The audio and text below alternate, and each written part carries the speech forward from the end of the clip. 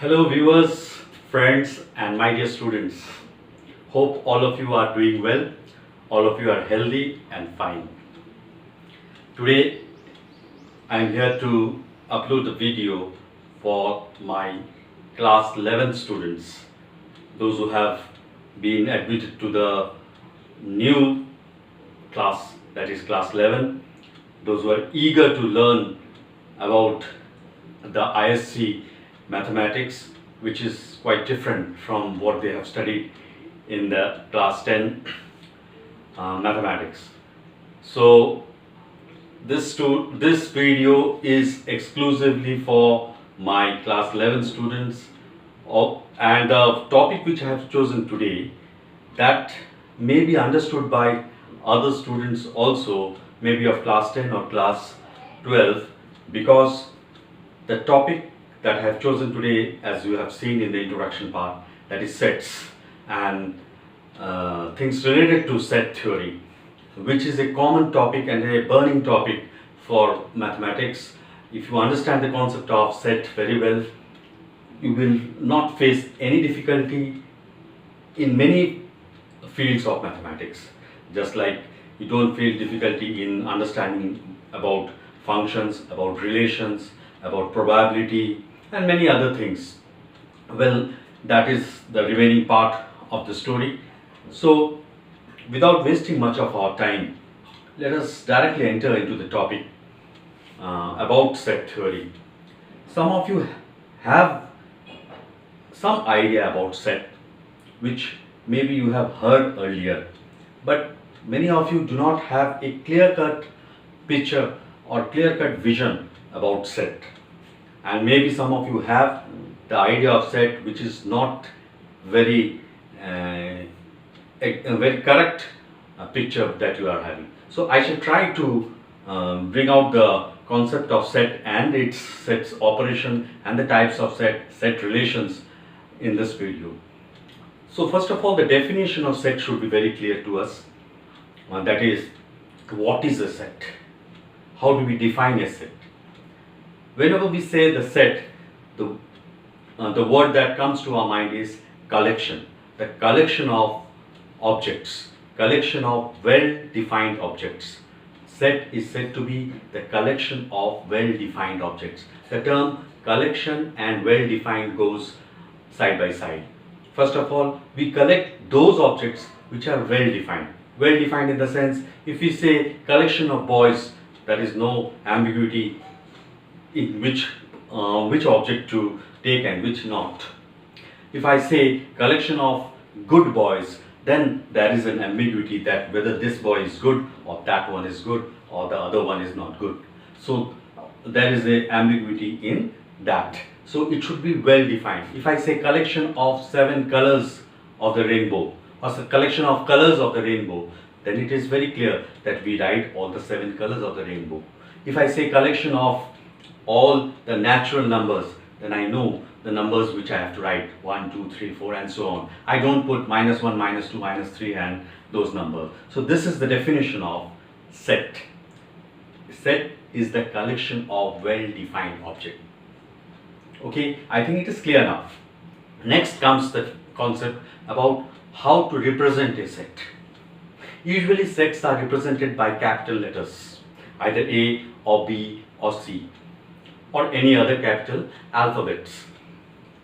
But after writing the capital alphabet, we should write the objects within brackets. Usually the sets are represented by 2 methods. That is, one is the roster form, also known as the tabular form, and the second method is the set builder form. So in roster form or in tabular form, what we do is we write each and every element of the collection within the brackets. Suppose I have to write the collection of all positive numbers or positive natural numbers less than equal to 10. What they say? The collection of all positive natural numbers less than equal to 10. Then within the brackets I write 1, 2, 3, 4, 5, 6, 7, 8, 9 and 10. Okay, so This method is known as the tabular form or the roster form. Next comes the method of set builder form.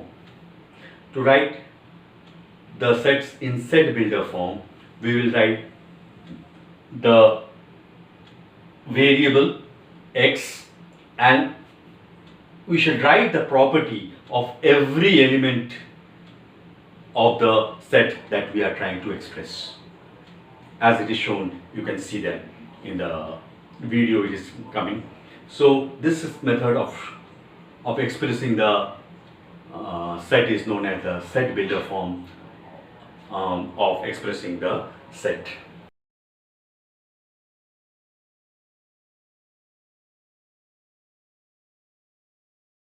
Now let us understand some important relations within the set. First of all, I have taken the concept of equivalent sets. Equivalent sets, or two sets, are said to be equivalent if the number of elements in both the sets are same.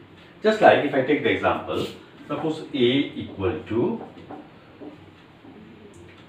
1, 2, 3, 4, 5, 6 and 7, and B equal to X, such that X is the colors of rainbow.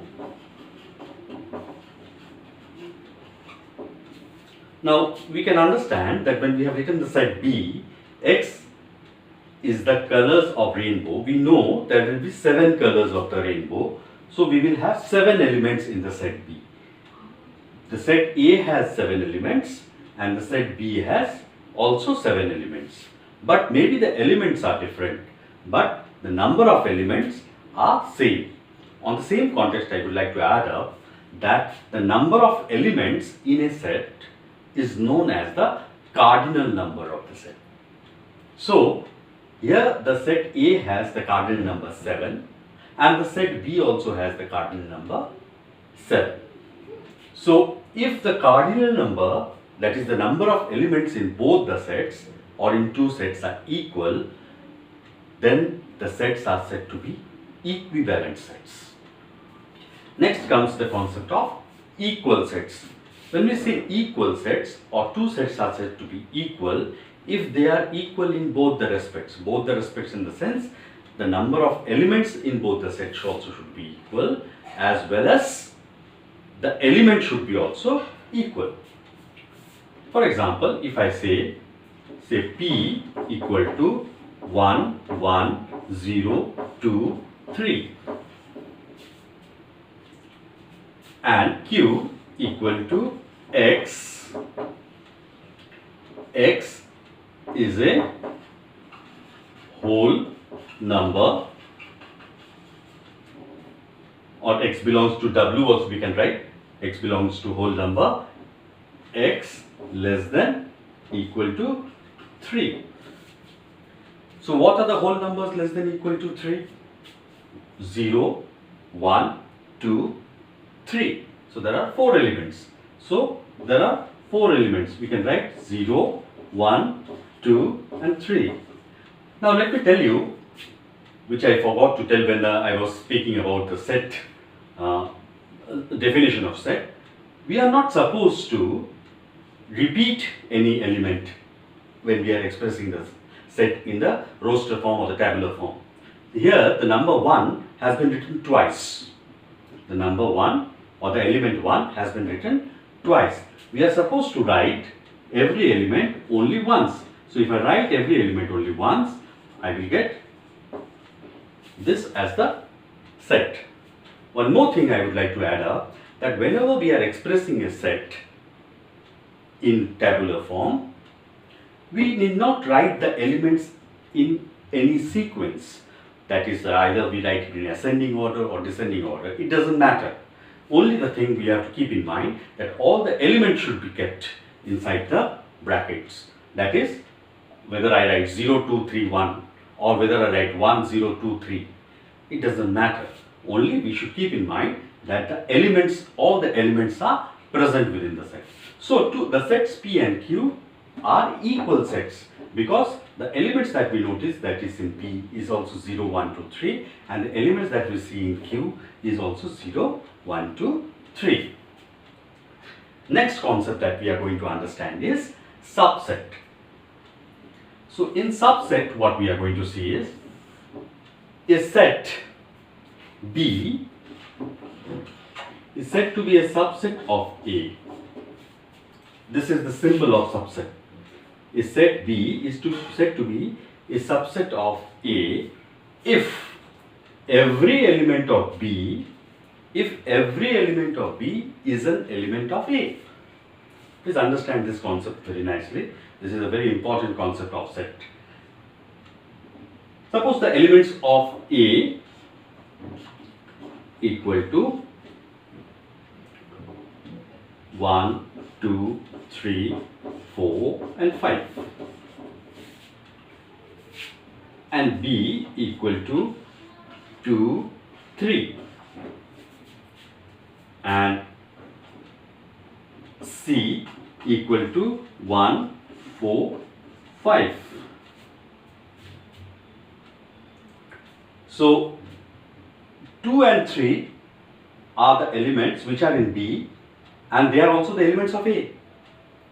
If I see the set C, 1, 4, 5, they are the elements of A and they are also elements of C. That means B is a subset of A as well as C is a subset of A. At the same time, if we had some more element in B which was not an element of A, suppose B was like this,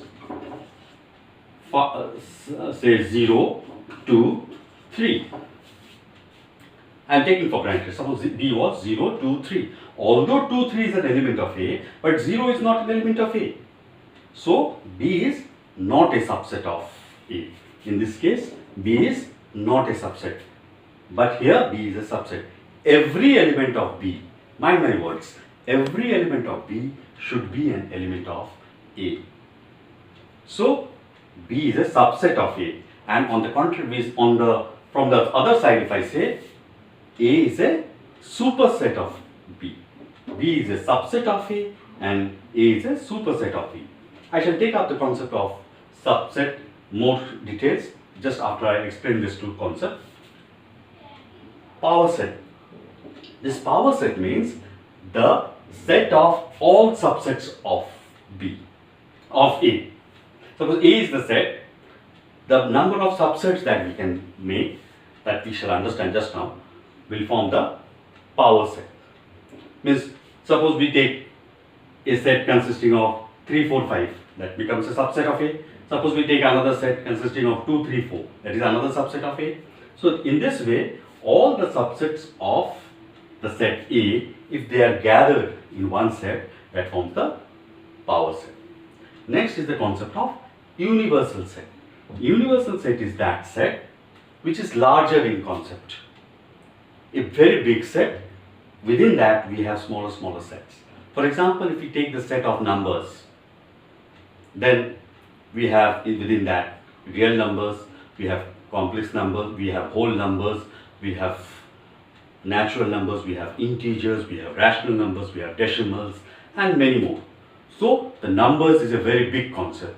If I say the set of students, throughout the world we have millions of students. In that we have students of India, students of America, students of China, students of England and many more. And within that also we have smaller groups. Students of Saipan, students of Delhi, students of Bihar, students of Calcutta and so on. So universal set is something set in bigger concept. So we shall understand universal set, subset in details just now, since these 5 relations, set relations, are the main concepts which we should know properly. So we understood equivalent sets, equal sets, subset, power set and universal set. Now we shall understand how to form the subset, or how many subsets we can form, and what is a power set in details just now. Okay, now let us understand the concept of subset in details. Suppose A is a set, A, B, C, D, E are the elements, and B is another set having the elements B, C and E. Then, as you can notice from the definition that just now I gave about subset, that is B will be a subset of A, because every element of B is an element of A. Now, if I consider a set which has no element, let that be C. We say that type of set as null set or empty set. So the set without any element is known as null set or empty set. Now our condition was what? A set will be a subset of a given set if every element of the set should be an element of that bigger set. So there is no such element which has the objection that it is not a member of the set A. Let me repeat what I said. In the set C, it is empty. We do not have any element in C which is not an element of A. We do not have any element in C which is not an element of A. That means C satisfies the condition of being a subset. That means every null set is also a subset of given set. So any set which is given, the null set or the empty set should always be the subset of the given set. Number 2 point is the set itself. Suppose that I write the set A itself. Then the set itself is always the subset of itself.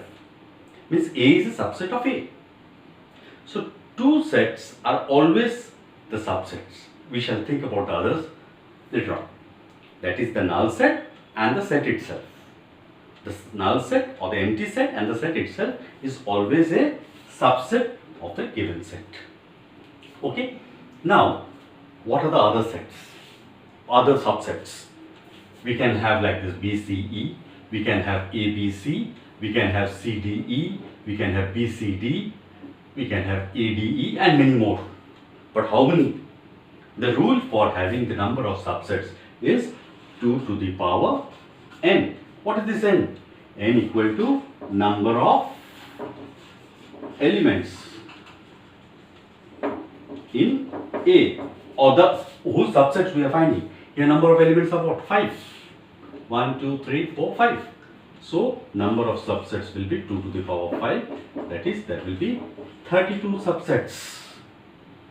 There will be 32 subsets of the given set, out of which 2 of them we know, that is the null set and the set itself. This was the clear concept of subset. Now, there is a subset known as the proper subset.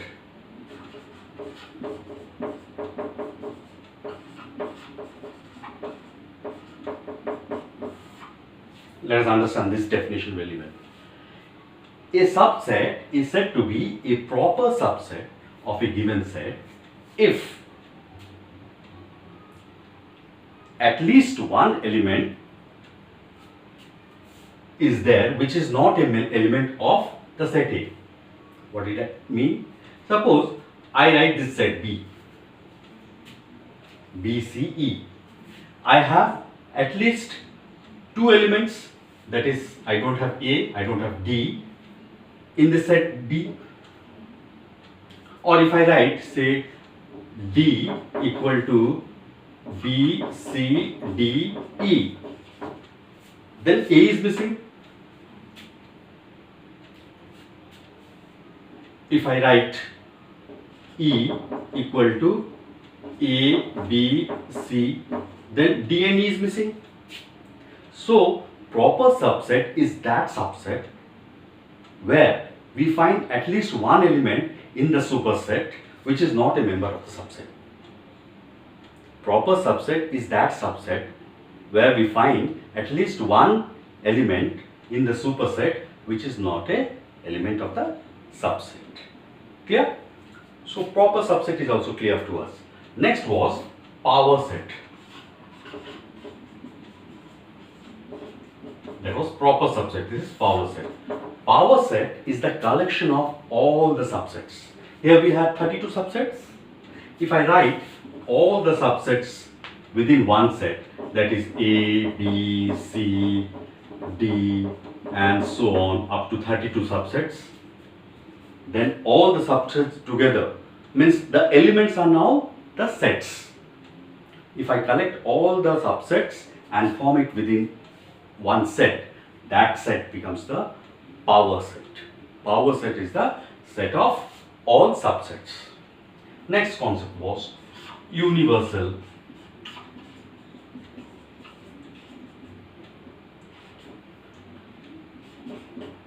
Universal set.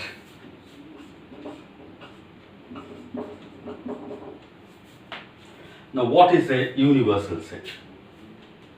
Universal set, I said, it is a set in larger concept.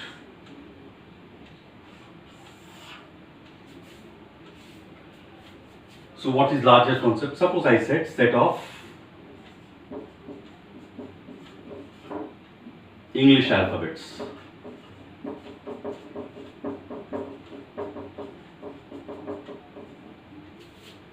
Then I will write from A, B, C, D, all the elements will write here. Then if I consider up to Z will write, if I consider only the consonants as one set, only the vowels as one set, only the alphabets from A to J as one set, like this we can categorize and form smaller sets. Then the English alphabets form an universal sets, and within that we have smaller sets. As I had previously also told about universal set, that is the set of suppose numbers we take. It can be all the real numbers, it can be all the complex numbers, it can be all the even numbers, it can all be the positive numbers, integers within one area. So the universal set is a relative term. We may consider the set of books in my study room as an universal set. I can consider the set of books in our school library as a universal set. I can consider the set of books in our state as a universal set. So it is a relative concept. So what set we are considering, that is more important for the understanding of universal set and its subsets and subsequent supersets also. So the concept I think is clear about proper set, subset, power set, universal set. Next that we are going to just now see is operations within the set. There are mainly three types of operations that we perform. That is union of two sets, intersection of two sets, and difference of two sets. So let us see how it is.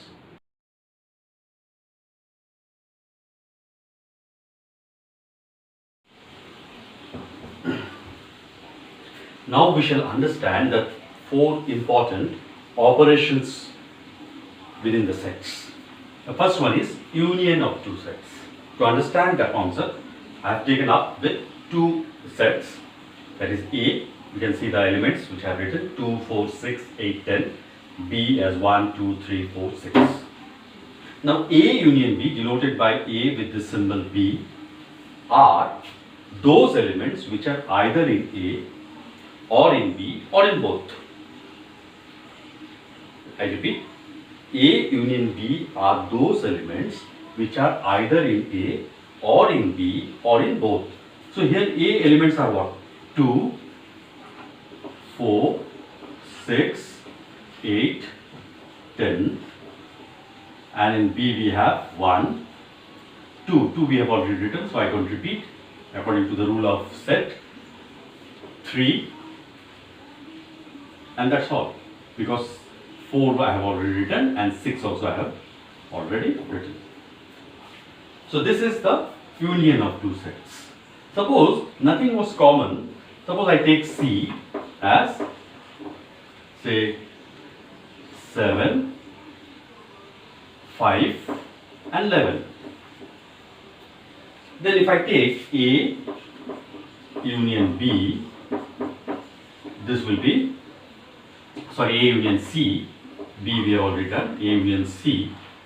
Then we have 2, 4, 6, 8, 10, 5, 7, 5 and 11. So we write first the elements of A, then we write the elements of C. So this is A union C. So this is how we find out the union of two sets. Next is we have intersection of two sets. To understand the concept of intersection of two sets, let us take the set A and C. Here we will take, or we will write those elements which are common in A and C. Do we have anything common in A and C? We do not have. So because A we have 2, 4, 6, 8, 10 and here we have 7, 5, 11. Nothing is common. But if I take the set A and B, A intersection B denoted by this symbol is whatever is common in between A and B. 2 is common, 4 is common and 6 is common. But as I told you, nothing is common between A and C. So nothing is common means it is an empty set or it is a null set. Okay. So intersection of two sets are those elements, we write only those elements which are common in both the sets. So that forms the intersection of two sets. Now these two operations of set that could be represented diagrammatically known as Venn diagrams. Venn diagrams in this way. Suppose I draw this one universal set. Suppose this is A and this is B. I write here A, I write here B. Then A union B will be, A union B will be the whole thing.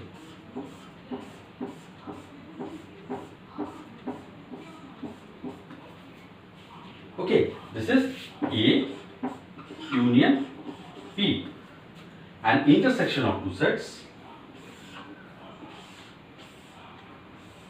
written as A intersection B is the common element, common portion.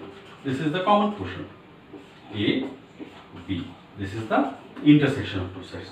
Only this portion which is common to both A and B. Now the third concept, now we have understood the two concepts. Third concept is difference of two sets. Now suppose we take the set A and B and find its difference. A minus B.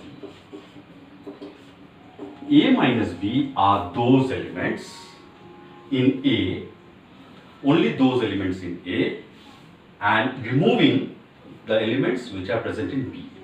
Means from A we remove the elements of B. So in A we have this element 2 of B, we have the element 4 of B, we have the element 6 of B. So that means A minus B will have elements 4 is an element, 4 will not write, say 8 and 10. 8 and 10. So this portion is, which I am putting with the dot, is A minus B, and this portion which I am putting just lines, this is what then? This is B minus A. B minus A means from B we remove the elements of A. So what will be the values of B minus A? From B we remove the elements of A, it is 2, 4, 6 we remove, 1 and 3. So this is the concept of difference of two sets. Next and the final concept, that is complement of two sets. This is a very important concept which we should understand. Complement of a set are those elements which are not present in the set. Means if I take this Venn diagram and this is the set A, then the complement of set A is this one. Suppose A, this is the universal set. Suppose A is this one, and the universal set is 1, 2, 3, up to, and the universal set is 1, 2, 3, up to 10. Then what are the elements not present in A? That will be complement denoted by A dash. What are the elements? 1 is not present in A, 3 is not present in A, 5 is not present in A, 7 is not present in A, and 9 is not present in A. So here we have 1, 2, 3, 4, 5, and here we have 5. 10 elements. Total how many elements are there in A? U? 10. So here 5 and here 5. So A union A dash. A union A dash is the universal set.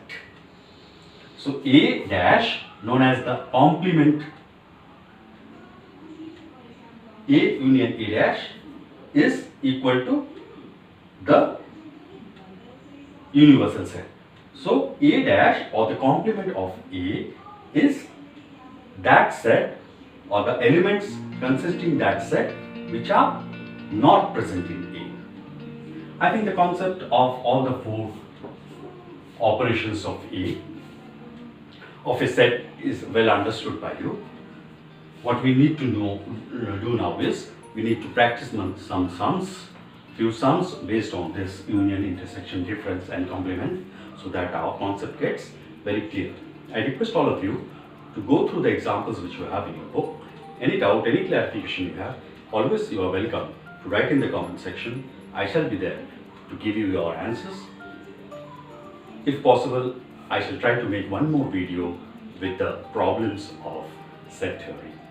Thank you, stay safe and keep studying. Mathematics is something which is learned by doing. Thank you.